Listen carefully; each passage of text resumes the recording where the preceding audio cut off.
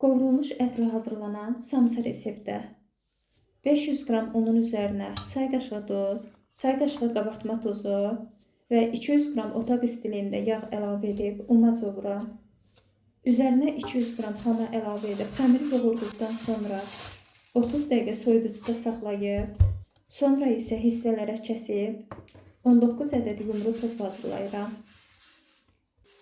Və gözlətmədən ilk hazırladığımdan başlayaraq yayıb, içli yerləşdirib bükürəm. İçliyin tərkibi isə çəkilmiş ət, soğan və ədviyyatlardır. Göstərdiyim kimi bükdükdən sonra soğan istinə yığıb, üzərinə yumurta sarısı çəkib, çörək otu səpib, sonra isə öncədən isidilmiş 200 dərəcədə üzəri qızarana kimi bişirirəm.